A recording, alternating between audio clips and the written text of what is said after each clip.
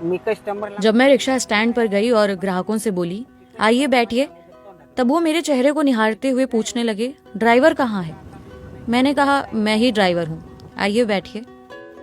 माझं नाव मंगला बावळे। मेरा नाम मंगला आवले है। मैंने इसी साल मार्च महीने से ऑटो रिक्शा चलाना शुरू किया है। बेटे ने इसे परिवार के लिए खरीदा था। वो एसटी स्टेट ट्रांसपोर्ट ड्राइवर के तौर पर काम करता है। ये घर पर बेकार ही पड़ा था, तो मैंने उससे कहा कि मुझे इसे चलाना सिखा दे, मैं सीख लूंगी, तुम्हारी भी इससे कुछ मदद हो जाएगी।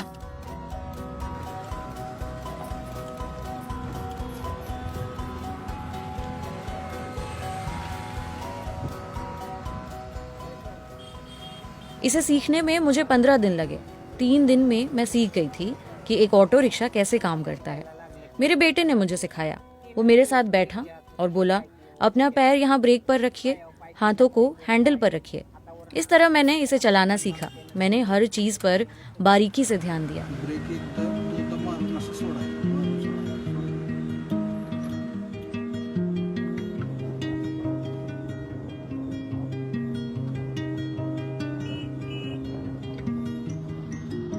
मैं पहले ब्रेक को हैंडल और हैंडल को ब्रेक कह देती थी।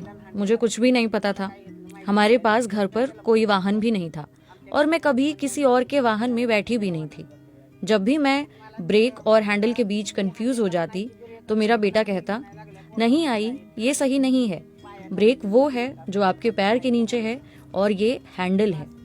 उसने मुझे सिखाया कि जब आप चढ़ाई की ओर रुकें तो ब्रेक को धीरे से दबाएं, लेकिन जब मैं जोर से दबाती तो ये झटके से रुक जाता।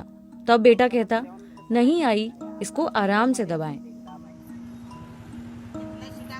पहिला दिवस होता, काय झालं? एक दिन मेरा बेटा काम पर गया और मुझसे बोला आई मेरा लंच ले आना।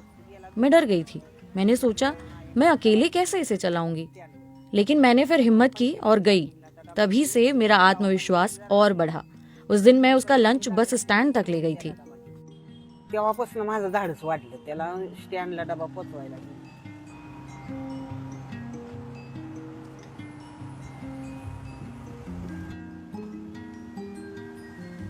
हो रिक्षा स्टँडवर गेली की मी कस्टमरला जब मैं रिक्शा स्टैंड पर गई और ग्राहकों से बोली आइए बैठिए, तब वो मेरे चेहरे को निहारते हुए पूछने लगे ड्राइवर कहाँ है।